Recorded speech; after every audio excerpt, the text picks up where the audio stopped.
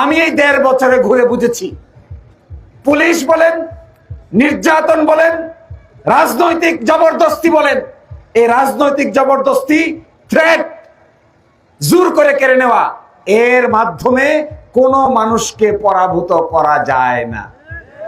মানুষকে পরাভূত করতে পারবেন, এটা অনেকটা সাপের জড়ি আছে একটা। আপনি দেখবেন বাজারে যখন সাপের খেলা দেখায়, সাপুরে একটু ভাব সাপ দেখালে সাপটা নিচের দিকে পিছলায় পিছলায় যায়। এই যে সাপটা ধরছে, সে হাত দেখাইলেও সাপ নিচ দিকে চলে যায়। আর আমরা মনে করি এই বাইদের হাতে না জানি কি জড়ি আছে, দেখানোর ভাব করলে সাপ পলায় যায়। আসলে কি তাই? আসলে তা না। আসলে ব্যাপারটা কি তাহলে? আসলে হলো এই সাপটাকে যখন প্রথম ধরছে, এটার যখন ঘোকরা সাপ ছিল, যখন এইটা শক্তিশালীভাবে ফুটফাত করত, প্রথম যখন ধরছে, ধরে ওর জিহ্বা, ওর মুখ, এখানে আগুন লাগানো অবস্থায় তাতাল দিয়ে সেক দিছে। এটা পুশ করে লাগাইছে। এখন এই সাপটার মুখে এখন আর তাতাল দিতে হয় না। এখন ওই সাপুরের টেকনিকটা হলো, সাপটাকে ধরে কোনো কিছু সামনে নিলেই ওই সাপটা ভয় পায়, ওই বুঝে আমার মাথায় আবার তাতাল নিয়ে আসে। এই যে সাপের মাথায় তাতাল দিয়ে ভয় দেখাচ্ছে, আসলে কি সাপের খেলা যখন আমরা দেখি তখন লোকটা প্রতিবারেই কি তাতাল দিয়ে ভয় দেখায়? তাহলে এই ভয় কিসের ভয়? এই ভয় কোনো জরির ভয় না। এই ভয় কোনোভাবে সাপকে ভয় দেখানোর জন্য ভিন্ন কোনো মেকানিজম না। প্রথমবার যখন ভয় দেখিয়েছিল, ওই ঘর পোড়া গরু সিঁদুরে মেঘ দেখলেই যেমন ভয় পায়, ওই সাপও প্রথমবার তাতালের আঘাত খেয়ে এখন সাপরের হাত দেখলেই আস্তে আস্তে নিচের দিকে চলে যায়। আর জনগণ মনে করে এই লোকের হাতে তাবিজ আছে। এই তাবিজের নাম কি? তাবিজের নাম হলো তাতালের ছেকা।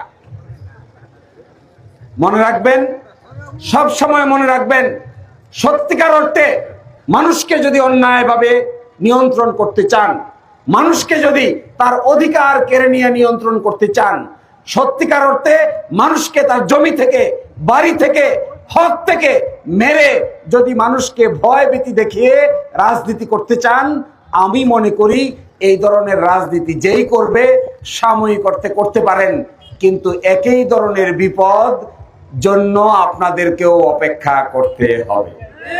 উন্নয়ন ঘটানোর পূর্ব শর্ত মানুষকে একসাথে করতে হবে। কাদেরকে একসাথে করব? বিরাট প্রশ্ন। কারা তারা? এই 5 লক্ষ লোক কোথায় আছে? কি করলে পরে এই 5 লক্ষ লোক নিজের স্বার্থ, নিজের অসুবিধাটাকে ভুলে একসাথে হওয়ার চেষ্টা করবে? এটাই সবচাইতে বড় চ্যালেঞ্জ। আচ্ছা বলেন তো দেখি, এই দিরাই সাল্লার 5 লক্ষ লোক সবাই কি হিন্দু? না। সবাই মুসলমান? না। সবাই কি ধনী? না। তাহলে হিন্দু, মুসলমান, ধনী, গরিব, সুস্থ, অসুস্থ, নারী, পুরুষ, সবাইকে কি করে একসাথে আনা যাবে? এই সবাইকে যদি একসাথে আনা না যায়, তাহলে আমি আপনি কোনোদিনেই একটা নতুন রাজনীতি এবং নতুন সংস্কৃতি তৈরি করতে পারবো না। আমি দেখি মাঝে মাঝে আমার খুবই খারাপ লাগে, সংকীর্ণ রাজনৈতিক স্বার্থে মাইক একটা পাইলে গালি গালাজ কইরা বুলেটিন জড়ায় দেয়। আমার কাছে মনে হয় আল্লাহ তাআলা এদেরকে সামান্য জ্ঞান মনে হয় দেন। আচ্ছা বলেন, একটা জনগোষ্ঠীর একসাথে করে উন্নয়নের পরিকল্পনা করতে চান, গালিগালাজ করেন কেন? এই গালিগালাজটা করে কি ফায়দা হচ্ছে? এই গালিগালাজ করে কি আপনি মানুষকে এক করতে পারবেন? মানুষকে এক করতে পারবেন না গালিগালাজ করে, কোনোদিন না। কোনো মানুষকে আঘাত দিয়ে, কারো অধিকার কেড়ে নিয়ে, কাউকে জেলে পাঠিয়ে, কাউকে পুলিশ দিয়ে নির্যাতন করে কোনোদিন কোন সমাজে ঐক্য গড়ে তোলা যায় না। ঐক্য গড়ে তোলার একমাত্র রাস্তা হলো সকল দলের, সকল মতের, সকল পথের, সকল জাতের, সকল ধর্মের, সকল অর্থনৈতিক অবস্থার প্রতিবন্ধীদের, তৃতীয় লিঙ্গের, পেশাজীবীদের, কৃষকদের, শ্রমিকদের সবাইকে যদি আপনি ভালোবাসার বন্ধনে আবদ্ধ করতে পারেন, একমাত্র তখনই এই ভাটি অঞ্চলের মানুষ ঐক্যের ডাক দিলে আমার ধারণা ভালোবাসার চাইতে গুরুত্বপূর্ণ শক্তি পৃথিবীতে আর দ্বিতীয়টা নাই। কত বন্দুক দেখলাম, কত কামান দেখলাম, কত গোলাবারুদ দেখলাম, মানুষের সামনে এই বন্দুক, কামান, গোলাবারুদ কোনোটাই শেষ পর্যন্ত টিকে না। পৃথিবীর ইতিহাসে দুইটা মহাযুদ্ধ হয়েছে, বিশ্বযুদ্ধ হয়েছে। একটা হয়েছে 1939 সাল থেকে 45 সাল পর্যন্ত। এই মহাযুদ্ধে পৃথিবীতে হাজার হাজার মানুষ মৃত্যুবরণ করেছে। এই পৃথিবীতে প্রথম মহাযুদ্ধে লক্ষ লক্ষ মানুষ মৃত্যুবরণ করেছে। শেষ পর্যন্ত সকল যুদ্ধ থামিয়ে আলোচনা করে সমাধান করা ছাড়া বন্দুকের নল দিয়ে কেউ সমাধান করতে পারে নাই। বন্দুক দিয়ে কি করবেন? আমার গুলি মারবেন? মারেন। কয়টা মারবেন? আবার মারেন। এক সময় তো বন্দুকে টিপে ধরবো, ধরবো না? আপনি এই সাল্লায় কয়টা পুলিশ আছে? আমাকে বলছে ওসি সাহেব 34টা পুলিশ আছে।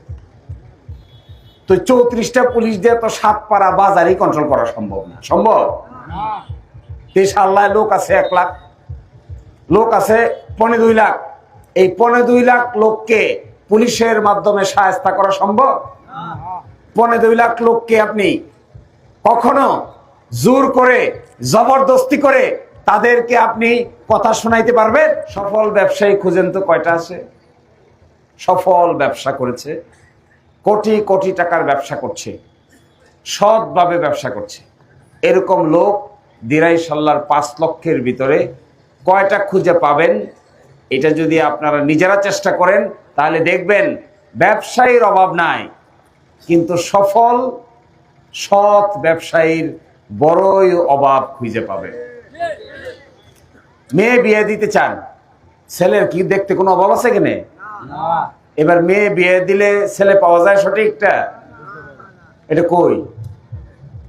কত খোঁজাখুঁজি করেন, করেন না? ছেলে আপনার আছে, মেয়ে খুঁজতেছেন, বিয়ে করাবেন, মেয়ে মানুষের তো অভাব নাই দিরাই এবং সাল্লাহ, কিন্তু উপযুক্ত পাত্রী যদি খুঁজেন দেখবেন উপযুক্ত পাত্রী খুঁজতে গেলে অনেক পাত্র পাত্রী আছে, কিন্তু উপযুক্ত পাত্রী পাওয়া বড় কঠিন ব্যাপার হয়ে দাঁড়ায়। জীবনটা কিন্তু এরকমই। এখানে যাদেরকে বলা হচ্ছে, যে সমস্ত ছেলেরা বেকার ঘোরাফেরা করছে, বাজারে তো চাকরির কোনো অভাব নাই, কিন্তু সত্যিকার অর্থে বেকার যুবকরা যখন চাকরি খুঁজতে যায় তখন গিয়া দেখে তার সবকিছু থাকা সত্ত্বেও সত্যিকার অর্থে তাকে একটা চাকরি কেউ বুঝিয়ে দিতে চায় না। এখন আমি আপনাদের সামনে কি নিয়ে আসছি? তাহলে একটা প্রশ্ন করতে পারেন যে আপনি যে সমস্ত কথা বলেন কেন বলেন? আমি এই সমস্ত কথা আপনাদেরকে বলতে আসছি, এই গ্রামগুলি ঘুরে আমার কাছে মনে হয়েছে কোন শক্তিশালী লোক, কোন শক্তিশালী ব্যক্তি, কোন জানাশোনা ব্যক্তি যার চিন্তা আছে, ভাবনা আছে, কষ্ট করার মানসিকতা আছে, সত্যিকার অর্থে সামর্থ্য আছে, এরকম লোক যদি আমরা খুঁজে না পাই তাহলে জীবনেও এই দিরাই সাল্লার উন্নয়ন করা সম্ভব হবে না। দল দেখ ফায়দা হবে না। আমি আগেও বলেছি, দলাদলি করে মানুষকে বিভক্ত করবেন না। দলাদলি করে যদি মানুষকে বিভক্ত করতে পারবেন, নিজে একটা দলের নেতা হইতে পারবেন, কিংবা একটা গ্রামে 2টা ভাগে বিভক্ত করে আপনি একটা দলের নেতা হয়ে কিছুটা ফায়দা নিতে পারবেন, কিন্তু তাতে দিরাই সাল্লার মানুষের প্রকৃত অর্থে কোনো লাভ হবে না। এই দলাদলির আর গ্রুপ সৃষ্টি করার রাজনীতিকে এখানেই ইতি টানার সময় এসেছে। আজকে সকালবেলা আমি ডেকেছিলাম হিন্দুদের পুরোহিত, মুসলমানদের ইমাম, কৃষক, শ্রমিক, প্রতিবন্ধী, তৃতীয় লিঙ্গের হিজড়া সম্প্রদায়, বিদেশে যারা থাকেন প্রবাসী, এরকম লোককে দিয়ে আজকে সকালবেলা আমরা করার চেষ্টা করেছিলাম। সবার একটাই কথা, একসাথে করেন। আপনি আমাদেরকে দলাদলির মাঝখান থেকে বাঁচান। আপনি আমাদেরকে এমন একটা পরিবেশ তৈরি করে দেন যে পরিবেশের কারণে দিরাই সাল্লার মানুষ এক মঞ্চে এসে দিরাই সাল্লার উন্নয়ন ঘটাইতে পারে। এই উন্নয়ন ঘটাইতে গেলে বিভক্ত করে কোনো উন্নয়ন করা যাবে না। এই রাস্তা কোনো সঠিক রাস্তা না, এটা কোনো সঠিক রাজনীতি বলে না। সঠিক রাজনীতি কি জানেন কি? সঠিক রাজনীতি হলো আমরা সবে মিলে মানুষকে এক করতে পারি কিনা, দেখি কার মেরুদণ্ডে কতটুকু শক্তি আছে। রাজনীতি যদি করবেন, ডাকেন হিন্দুদের, দেখেন আপনার কথায় বিশ্বাস করে কিনা। ডাকেন মুসলমানদেরকে, দেখেন আপনার কথায় বিশ্বাস করে কিনা। ডাকেন একজন ব্যবসায়ীকে, দেখেন ব্যবসায়ী আপনার হাত থেকে নিরাপদ বোধ করে কিনা।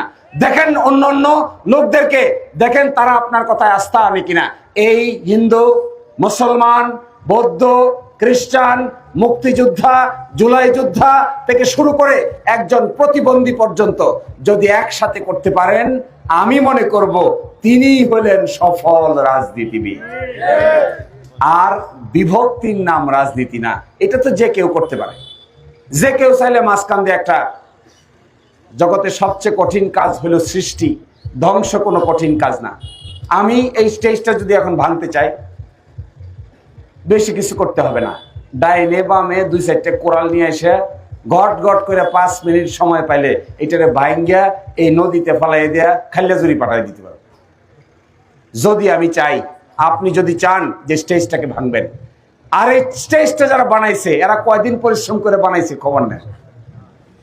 এই স্টেজটা বানাইতে গিয়ে তারা 3 দিন 4 দিন রাত জাগছে, কষ্ট করছে, লোক ভাড়া করছে, সাইজ ঠিক করছে, ডাইনে যাবে না বামে যাবে, কতটুকু উঁচা হবে, সবাই মিলে পরিশ্রম করছে। তারপরে প্যান্ডেল বাঁধছে, প্যান্ডেলের মধ্যে পরে আমরা এখন এখানে মিটিং করতেছি। আর এটাকে ভাঙেন, ভাঙতে 10 মিনিট সময় দিবেন, ভাঙ্গা স্টেজটাকে খান খান করে দেওয়া সম্ভব। তাহলে প্রশ্নটা কি দাঁড়ালো? প্রশ্নটা দাঁড়ালো সৃষ্টি করতে সময় লাগে, ধ্বংস করতে কোনো সময়ের প্রয়োজন হয় না। ধ্বংস হলো জগতের সবচেয়ে সহজ কাজ। এই জন্য যারা রাজনীতিতে আসছেন, যারা রাজনীতি করেন, তাদেরকে আমি একটা ছোট্ট আহ্বান জানাই, চলেন আমরা সবাই মিলে সৃষ্টি করি। কি সৃষ্টি? দিরাই সাল্লার লোককে আমরা একসাথে করি, দেখি কে পারি। দেখি আমাদের চ্যালেঞ্জটা এটা হোক। আমরা চ্যালেঞ্জটা এইভাবে নেই, দিরাই সাল্লার হিন্দু মুসলমানকে এক করতে চাই, দিরাই সাল্লার ধনী গরিবকে এক করতে চাই, দিরাই সাল্লার পূর্বাঞ্চলের পশ্চিমাঞ্চলের লোককে এক করতে চাই, দিরাই সাল্লার দেশে বিদেশে থাকা লোকদেরকে এক করতে চাই, দিরাই সাল্লার প্রতিবন্ধীদেরকে, দিরাই সাল্লার তৃতীয় লিঙ্গের মানুষদেরকে, দিরাই সাল্লার শিক্ষক, দিরাই সাল্লার ব্যবসায়ী, সকলকে যে বা যারা ঐক্যবদ্ধ করতে পারবে, আমি ব্যক্তিগতভাবে তাদের নেতৃত্ব মাইনে নেওয়ার জন্য 100% প্রস্তুত আছি। আর এটা না করিয়া যদি হিন্দু আর মুসলমানের মাঝখানে একটা বেড়া দিতে চান, তাহলে আপনার কথা শুনতে আমি 1 মিনিটের জন্য প্রস্তুত নই। মেসেজটা কিন্তু ক্লিয়ার করে নেবেন। মেসেজটা ক্লিয়ার না হলে যা বলছি এটা যদি বুঝতে না পারেন, তাহলে এগুলো নিয়ে নানান কনফিউশন হবে। আজকে সকালবেলা যাদেরকে আমি ডেকেছিলাম, এই যে দেখেন, আপনাদের জন্য আমি যা করতে চাই এটা হলো এটার নাম হলো নির্বাচনী ইশতেহার। এই নির্বাচনী ইশতেহারের মধ্যে আমি 20টা কাজ হাত দিব। আমি যদি নির্বাচিত হই, এই 20টা কাজ আমি আপনাদের জন্য করব। তার মধ্যে 1 নম্বর হলো দুর্নীতির বিরুদ্ধে একটা শক্তিশালী জিহাদ ঘোষণা করতে হবে। 2 নম্বর কাজ, এই বেকার ছেলে মেয়েদের হাতে আদর করে, সোহাগ দেখে, ট্রেনিং দিয়ে যত সম্ভব এই পরিমাণ বেকার যুবকদের হাতে বাড়িতে বসেই কাজের ব্যবস্থা করে দিতে হবে। 3 নম্বর কাজ, সাল্লায় কোনো অনার্স এবং মাস্টার ডিগ্রিওয়ালা কলেজ নাই। আমি চেষ্টা করব নির্বাচিত যদি হতে পারি, প্রথম 1 বছরের মধ্যেই এই সাল্লার কলেজকে অনার্স এবং মাস্টার্সকে উন্নীত করার চেষ্টা করব। স্বাস্থ্য এবং চিকিৎসার ব্যাপারে আমার কাজ। আমি বলেছি আমি ভাটি অঞ্চলে নৌ অ্যাম্বুলেন্স তৈরি করতে চাই। অ্যাম্বুলেন্স তো খালি গাড়িতে দেখছেন, নৌকায় কি অ্যাম্বুলেন্স দেখছেন? নৌকায় যে অ্যাম্বুলেন্স হয় তা কি জানেন? কারণ দেখি না আমরা। ইনশাআল্লাহ আমি আপনাদেরকে এই অঞ্চলের ভাটি অঞ্চলের মানুষদেরকে সাক্ষী রেখে বলে যেতে চাচ্ছি, সত্যিকার অর্থে যদি আমি আপনাদের জন্য কাজ করতে পারি, আগামী বর্ষার সিজনে এই ভাটি অঞ্চলের হাওরগুলোতে আষাঢ় মাস, শ্রাবণ মাস, ভাদ্র মাস, আশ্বিন মাস, কার্তিক মাসের এক অংশে আপনারা নৌকায় অ্যাম্বুলেন্স দেখতে পাবেন। আমি আর একটা কথা বলে যাই, যাতায়াত সবচাইতে বড় প্রবলেম হলো এক জায়গা থেকে আরেক জায়গায় যাওয়া। এটা একটা মহা ফুলসিরাত পার হওয়ার মতো। এর চাইতে বরং আল্লাহরে বললে, কষ্ট করলে, পরিশ্রম করলে, আল্লাহরে ডাকলে আল্লাহরেও কনভিন্স করা যাবে, কিন্তু এই রাস্তাঘাটকে কনভিন্স করা যায় না। এক জায়গা থেকে আরেক জায়গায় এত বিপদ। এখন যে আমি আজকে যাব এখান থেকে মিটিং শেষ করে আমি খল্লি রোয়া হয়ে গুঙ্গেরগাঁও, গুঙ্গের হয়ে যাব দিরাই। মাঝখানে দিরাইতে, সাল্লা থেকে দিরাই যাওয়ার পথে বিনা পয়সার পাউডারে আমার গলা টলা সব নষ্ট হইতে বাধ্য হয়। এই জন্য এইবার এসে প্রথমবার চেষ্টা করেছিলাম কন্ট্রাক্টরের সঙ্গে বসার। এইবারও শুকনার সিজনে কয়েকবার কন্ট্রাক্টরকে বলেছি আপনি শুকনার সিজনে কাজ শেষ করেন। বর্ষার সিজনে মাটি নাই, বর্ষার সিজনে বালু নাই, বর্ষার সিজনে নৌকা নাই, বর্ষার সিজনে ড্রেজার নাই, মাটি পাওয়া যায় না, কেউ মাটি দিতে চায় না, বিল থেকে মাটি করতে পারেন না। এখন শুকনার সিজন, যেখানে 100 জন কর্মচারী লাগাবেন, এখন এখানে 5000 জন কর্মচারী লাগাইয়া আগামী 6 মাস অন্তত পক্ষে বৈশাখ মাস পর্যন্ত শুকনার সিজন থাকবে। এই সিজনের মধ্যে আমি বারবার টাকাটা দিচ্ছি। সরকারকে যদি বলেন টাকা বেশি দিতে, আমি সরকারের সাথে আলাপ করব। যদি সরকারের দরকার হয় 690 কোটি টাকা সরকার দিয়েছে, এর চাইতে বেশি টাকা যদি দরকার হয় আমাকে জানান, আমি সরকারের সঙ্গে বসবো, আলাপ করব। এই শুকনার সিজনেই আমরা দিরাই সাল্লার রাস্তা দিয়া গাড়ি দৌড়াইতে চাই। কিন্তু দুর্ভাগ্য হলো এটা শেষ হওয়ার কথা ছিল 31শে ডিসেম্বর, এই লাস্ট 31শে ডিসেম্বর। আর না পেরে আবার নতুন করে আরেক বছর তার মেয়াদ বৃদ্ধি করেছে। এইভাবে চললে আগামী 3 বছরেও রাস্তা শেষ করা সম্ভব হবে না। যদি বিশেষভাবে গুরুত্ব দেওয়া হয়, বিশেষ লোককে নিয়োগ দেওয়া হয়, বিশেষভাবে লেবারদেরকে নেওয়া হয়, একটা ট্রাকের জায়গায় 500টা ট্রাক আনা হয়, 500 লেবারের জায়গায় 20,000 লেবার ফিট করা হয়, তাহলেই শুধুমাত্র এই বৈশাখ মাসের ভিতরে রাস্তার কাজ শেষ করা সম্ভব হবে। উনি আমাকে বলেছেন করার চেষ্টা করবেন। প্রথম দিন দেখেছি কিছু নাই, পরশুদিন যখন গেলাম তখন দেখি রাস্তায় শত শত ট্রাক নামছে। দেখা যাক কপালে কি আছে। প্রশাসন এই সাতপাড়া বাজারে একটা পুলিশ ফাঁড়ি হওয়া জরুরি বলে আমি মনে করি। আমি চেষ্টা করব সুযোগ পাইলে এই সাতপাড়া বাজার, ওইদিকে আছে আকিল শাহ বাজার, ওইদিকে আছে রফিনগরের বাংলা বাজার। রফিনগরের বাংলা বাজার একটা লাশ মাথা ওই দিক দিয়ে, এরপরে শুরু হয়ে গেছে ভাটিপাড়া ইউনিয়ন, কিছু দূর গেলেই শুরু হয়ে গেছে জামালগঞ্জ থানা। আর এইদিকে সাতপাড়া, ওই পারে আছে আমাদের খালিয়াজুরি, আর ওই পারে আছে আরেকটা জায়গা, এটাকে বলে আকিল শাহ বাজার। এই 3 জায়গায় একটা দিরাইতে থানা আছে, একটা সাল্লায় থানা আছে। এর বাইরে সামারচরে পুলিশ ফাঁড়ি আছে, এটাকে বলে নৌফাঁড়ি।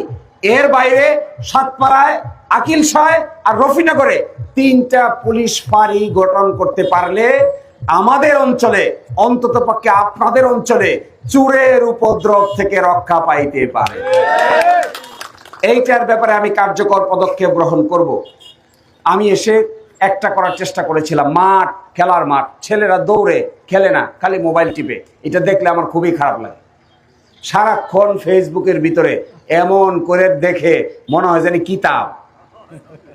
এই কিতাবের ভিতরে ফেসবুকে ফুটবল খেলে টায়ার্ড হয়ে যায়, এটা দেখছেন আপনারা? মোবাইলে ফুটবল খেলে টায়ার্ড হয়ে গেছে, বাস্তবে তো ফুটবল খেলে নাই। বাস্তবে ফুটবল না খেলে মোবাইলের ভিতরে ডাইনে বামে যায়, দেখতে দেখতে দেখতে দেখতে রাত 2টা বেজে গেছে, 3টা বেজে গেছে। খেতার নিচে ঢুকে, লেপের নিচে ঢুকে, লুকাইয়া দেখে, সিবার মধ্যে বসে দেখে। এর পিছনে মূল কারণ হলো এই দিরাই এবং সাল্লার বেশ কিছু জায়গায় খেলাধুলার যে বন্দোবস্ত থাকার কথা ছিল, ছাত্রদের ছাত্রীদের, এমনকি স্কুল প্রাঙ্গণেও কিছু কিছু জায়গায় খেলাধুলার যথেষ্ট ব্যবস্থা গড়ে তোলা যায় নাই। আবুরা খেলার মাঠ, আবুরা ফুটবল খেলার মাঠ, আবুরা ক্রিকেট খেলার মাঠ, ইনশাল্লাহ আমি চেষ্টা করব এই মাথা থেকে ওই মাথা পর্যন্ত আমার তালিকায় 17টা খেলার মাঠ আছে। ইনশাল্লাহ এই 17টা খেলার মাঠ আমি প্রথম 2 বছরেই পরিপূর্ণভাবে আবুরা করে গঠন করার চেষ্টা করব। আমি আপনাদেরকে আরেকটা কথা বলে যাই, বাকি আলাপ আলোচনা এটার ভিতরে আছে। আমি আমাদের প্রতিপক্ষের বন্ধুদেরকে বলবো, সত্যিকার অর্থে যদি রাজনীতি করতে চান, সত্যিকার অর্থে রাজনীতি করার যদি আপনাদের মানসিকতা থাকে, খোঁচাখুচি বকাবকির বাইরে গিয়ে পরিশ্রম করে মানুষের কল্যাণে যদি কাজ করতে চান, আপনারাও মানুষের জন্য নির্বাচনের আগে এইরকম একটা বই প্রকাশ করুন। আমরা আমাদেরটা প্রকাশ করি, আপনারা আপনাদেরটা প্রকাশ করেন। আমরা বসে বসে একটা টেবিলে বসে বিতর্ক করি, আমি আপনাকে প্রশ্ন করি, আপনি আমাকে প্রশ্ন করেন, আমি উত্তর দেই, আপনি উত্তর দেন। জনগণ দেখো কে কার চেয়ে ভালো উত্তর দিতে পারে, কে কার চেয়ে বেশি বিতর্ক করতে পারে, কে কার চেয়ে বেশি পরিকল্পনা করতে পারে, কে কার চেয়ে বেশি দিরাই সাল্লাহ নিয়ে ভাবতে পারে। দিরাই সাল্লাহর মানুষ আগামীতে তাদেরকেই বেছে নেওয়ার সুযোগ খুঁজে পাবে। আর এটা না করে মাইক পাইলে নানান জাতের কথাবার্তা বলেন, এগুলো আমার কাছে মনে হয় একেবারেই নিম্নমানের ব্যক্তিত্বের পরিচয়। এগুলোর জবাব দিতেও আমার শরম লাগে। তো আমি আপনাদেরকে তাদেরকে বলবো, দয়া করে আগামী আজকে থেকে নির্বাচনী প্রচারণা শুরু। আমি আশা করেছিলাম আজকেই তারা ইশতেহার ঘোষণা করবে, কিন্তু আমার মনে হয় ওই জনগণের জন্য কি দরকার আর বেদরকার এই চিন্তার চাইতে কার কোন পদ আছে আর কোন পদের এগেনস্টে কোন পিআইসির প্রজেক্ট পাবে এইটা চিন্তা করতে করতেই সময় চলে যায়, আর এই কাজ করার কোনো সময় খুঁজে পায় না। তো আমি আপনাদেরকে, সন্ধ্যা হয়ে গেছে, আমি আপনাদেরকে একটা অনুরোধ জানাই, এই সাতপাড়া বাজারে আমি আর নির্বাচনের আগে আসতে চাই না। এই সাতপাড়া বাজারের এই অঞ্চল, এখান থেকে শুরু হবে, শুরু হয়ে একেবারে আটপাড়ার মাথা পর্যন্ত, আটপাড়ার মাথা থেকে শুরু হয়ে গঙ্গের গাঁও পর্যন্ত। আর এই সাল্লা ইউনিয়ন, সাল্লা ইউনিয়নে যে পরিমাণ ভোট কাস্ট হবে, আপনারা এই দায়িত্ব নেবেন। সাল্লা ইউনিয়নে যে পরিমাণ ভোট কাস্ট হবে তার 80 ভাগ ভোট দাঁড়িপাল্লায় পড়া হোক। আমি আপনাদেরকে অনুরোধ করে যাব, আটগাঁও, সাল্লা, হবিবপুর, বাহারা, এই 4 ইউনিয়ন মিলে আমাদেরকে এই পরিমাণ ভোট কাস্ট করতে হবে, যে পরিমাণ ভোট কাস্ট করলে পরে বাংলাদেশে একটা ইতিহাসের নজির হিসেবে থেকে যায়। আপনারা কি এটা চ্যালেঞ্জ হিসেবে নিতে পারবেন? পারবেন চ্যালেঞ্জ হিসেবে নিতে? আমি আপনাদের সামনে আর বক্তব্য দিতে আসবো না, আমি আপনাদের সামনে আর সময় খরচ করতে আসবো না। আমি আগামী 24 তারিখ থেকে সাল্লায় 2-1টা কাজ ছাড়া আগামী 7 তারিখে সাল্লার শাহেদ আলী স্কুলের মাঠে একটা বিরাট জনসমাবেশের আয়োজন করা হবে। এর আগে সাল্লার এই পার্টে আপনারা দায়িত্ব নেবেন এবং দিরাইয়ের যে 9টা ইউনিয়ন, সেখানে 24 তারিখ থেকে আমি শুরু করব। 24-এর পরে সর্বশেষ দিরাইতে মিটিং হবে 9 তারিখ বিকাল 2:30টার সময়। 7 তারিখে হবে সাল্লায়, 5 তারিখে হবে সামারচর, 5 তারিখ সামারচর, 7 তারিখ সাল্লা, 9 তারিখ দিরাই। এর মাধ্যমে 10 তারিখ সকাল 7:30টার মধ্যে বাংলাদেশের সকল প্রচারণা বন্ধ থাকবে।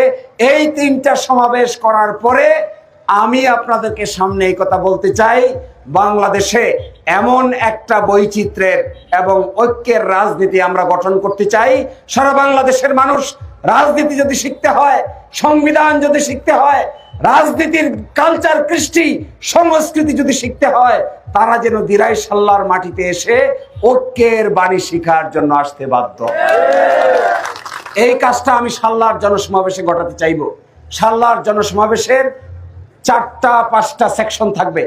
একটা সেকশন থাকবে যেখানে শুধুমাত্র মুক্তিযোদ্ধারা বসবেন, আর একটা সেকশন থাকবে যেখানে মসজিদের ইমামরা বসবেন, আর একটা সেকশন থাকবে যেখানে মন্দিরের পুরোহিতরা বসবেন, আর একটা সেকশন থাকবে যেখানে শুধু কৃষকরা বসবেন, আর একটা সেকশন থাকবে যেখানে শুধু প্রতিবন্ধীরা বসবেন, আরেকটা সেকশন থাকবে যেখানে তৃতীয় লিঙ্গর মানুষরা বসবেন। আরেকটা সেকশন আমি করব যারা জেলে সম্প্রদায় মাস ধরে জীবন যাপন করেন তাদেরকে বসার জন্য আরেকটা রঙিন ব্যবস্থা আমি করে দিতে চাই। এইটার পিছনে শুধুমাত্র একটাই কারণ, জেলে তাঁতি, নারী, পুরুষ, মসজিদ, মন্দির সকলকে সাল্লার এই জনসমাবেশ থেকে এক বাক্যে আমরা দেখাতে চাই দুনিয়াকে, সত্যিকার অর্থে একতার বাণী যদি বোঝাতে হয়, সম্প্রীতির বাণী যদি বোঝাতে হয়, ধর্মের ভিত্তিতে একসাথে কিভাবে বসবাস করা যায়, বর্ণের ভিত্তিতে একসাথে কিভাবে বসবাস করা যায়, কিভাবে এক জায়গায় বসে খাওয়া যায়, এক টেবিলে বসা যায়, একই আলোচনা করা যায়, তা যদি দেখতে হয় আপনারা দিরাই সাল্লার মাটিতে এসে দেখে যান। এই মেসেজটাই হবে আগামী নির্বাচনের সবচাইতে বড় বার্তা। এই বার্তায় সকল ব্যক্তি গুরুত্বপূর্ণ। একজন হিন্দু পুরোহিত যেমন গুরুত্বপূর্ণ, একজন মসজিদের ইমামও এমনভাবে গুরুত্বপূর্ণ। একটা মাদ্রাসার ছাত্র যেমন গুরুত্বপূর্ণ, একটা কওমি মাদ্রাসা যেমন গুরুত্বপূর্ণ, একটা আলিয়া মাদ্রাসাও গুরুত্বপূর্ণ।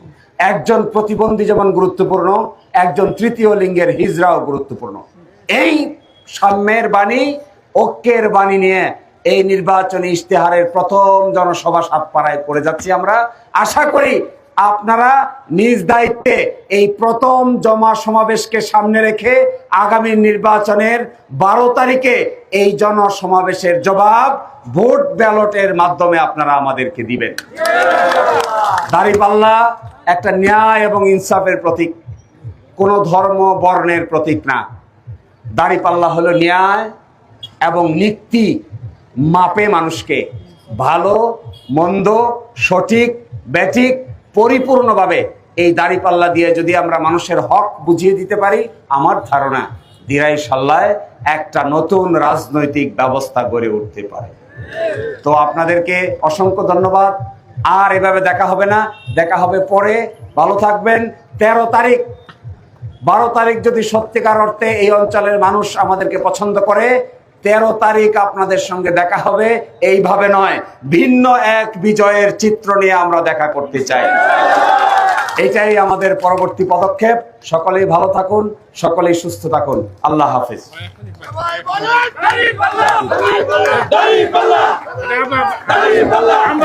এইটা দরকার।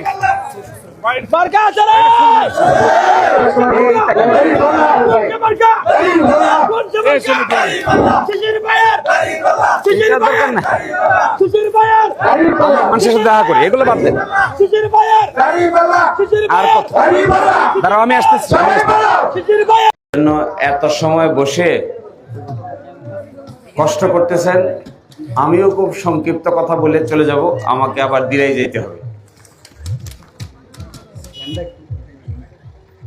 তো এত সময় বসে থেকে কি বিরক্ত লাগতেছে?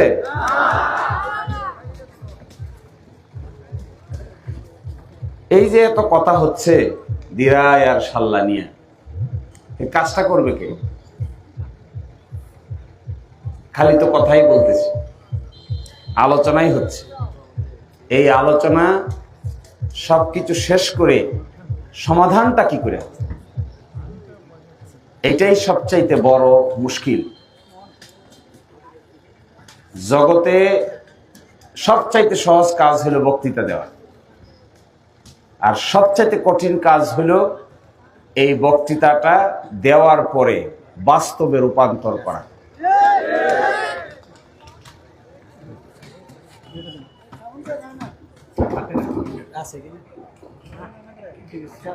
যে যত আগে এটা কি, যে যত